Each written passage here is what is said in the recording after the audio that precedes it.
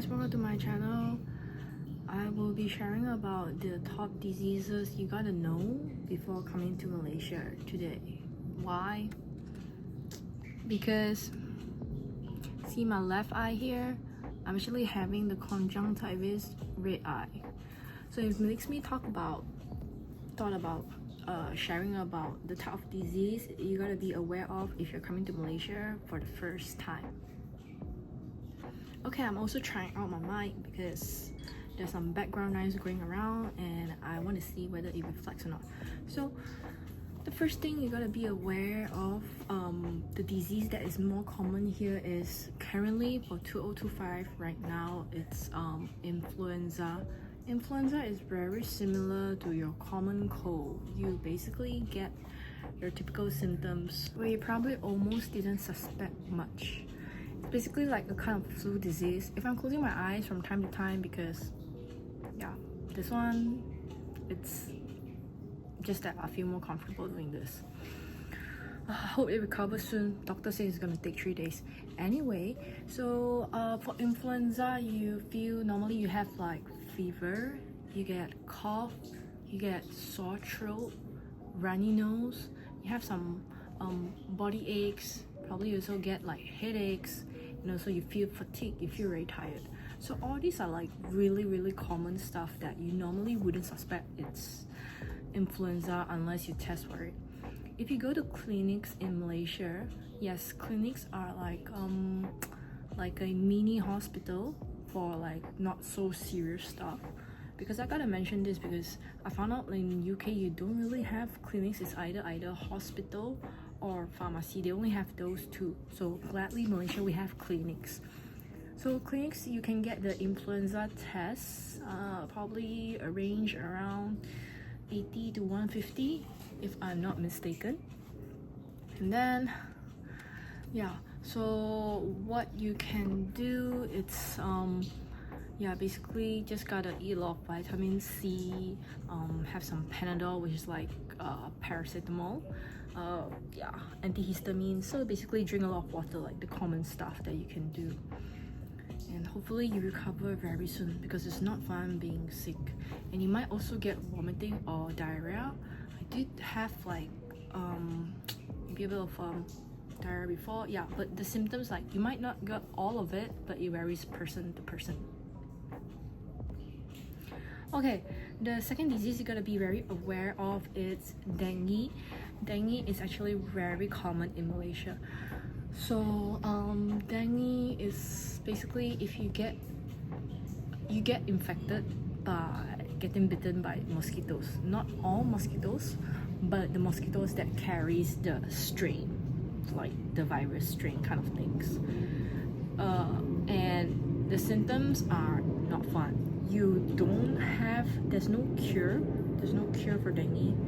What you can do is actually it's very serious because what you have to do is you actually have to go to clinic. Like I had it before, you have to go to clinic on a daily basis.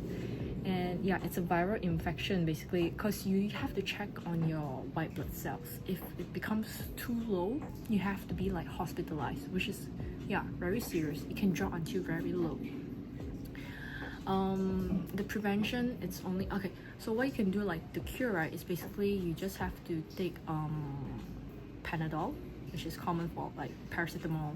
They recommend it like 2 pills every like 4 hours and stuff. And also just drink a lot of water. Drinking coconut water would be good actually. Coconut water because it helps to cool down your body. Your body becomes like, your white blood cells are like getting attacked and all that.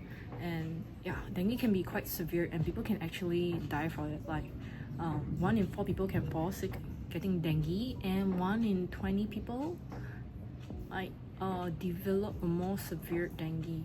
And you might need to get the water drip thing so that your body is more nourished. And probably that costs about 200 there just to get drip. I had it before, it's not cheap.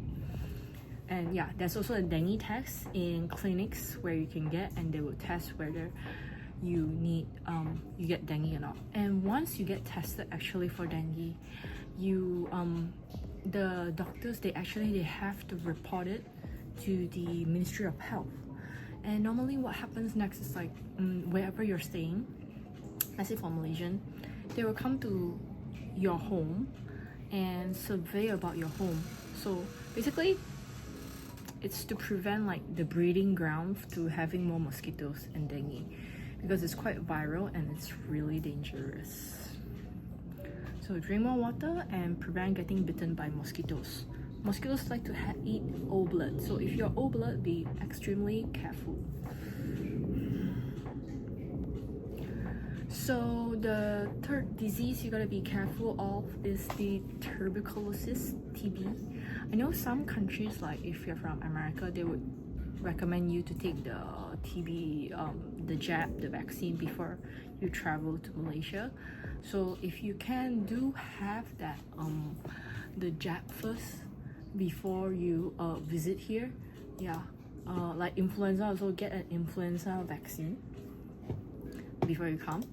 And yeah, for tuberculosis, yeah, it's also caused by a bacteria. What it does is it affects the lungs, and it's dangerous because it can spread to other parts of your organ.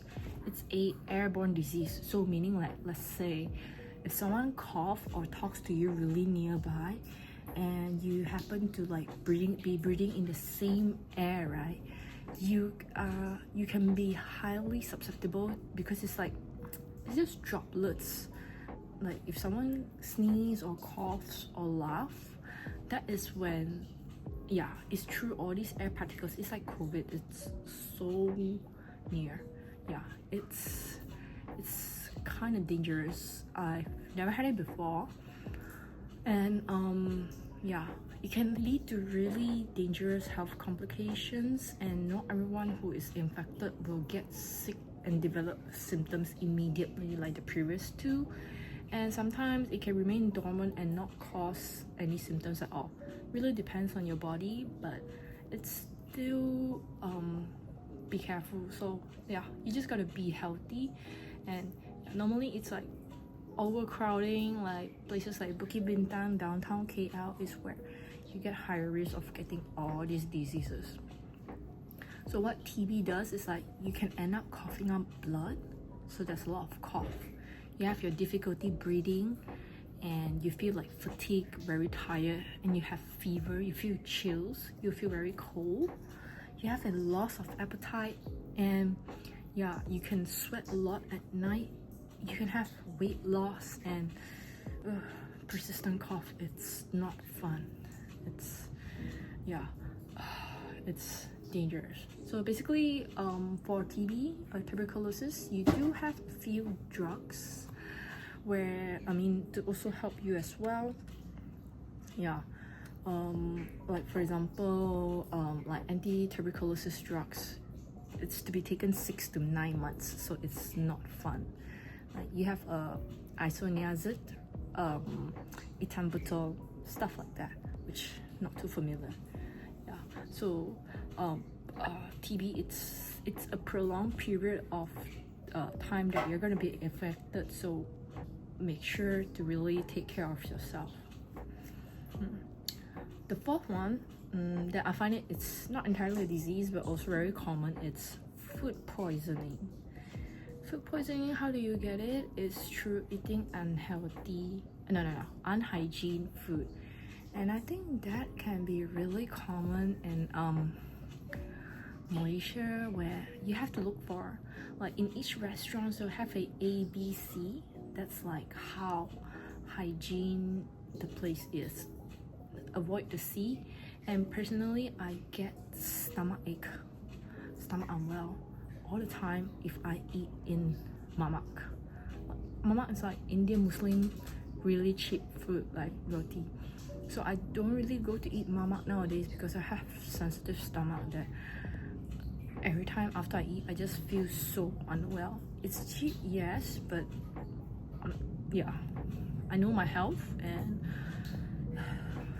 probably I have the Japanese stomach that I get like I get really sensitive on eating all these things, and yeah, it's no fun food poisoning, you get like diarrhea, stomach ache, fatigue. Your whole day is practically gone. Vomiting. It's not something you want to get into. Yeah, food poisoning. You can only, I would say, like, just let it cleanse your stomach, and definitely go to the clinic and all, and just let it all out. You have to have a day rest in the hotel or your home, that kind of thing. Alright, so overall I would say probably that's the 4 diseases that's a bit more severe, and you have to be careful of if you're traveling to Malaysia. And always, I know we have a lot of good food, so be healthy, take care of yourself, eat some fruits, vegetables, and supplements, vitamins, and have enough sleep and drink enough water. These are, I feel, if you drink enough water, you don't really get sick easily. That's in my case. And have enough vitamin C. Sleep, water, vitamin C, the 3 basic stuff that I would say. So I hope if you're traveling to Malaysia, have a good time and enjoy this country, this beautiful country with a lot of food. Hey guys, so thanks for watching. If you'd like to see more food reviews and food hunts details about Malaysia, please give my page a like and a subscribe, and hit that notification bell. I also share about my travels to Japan, Bali, mainly Japan. So if you're a Japanophile like me, just give a like and subscribe. See you next time.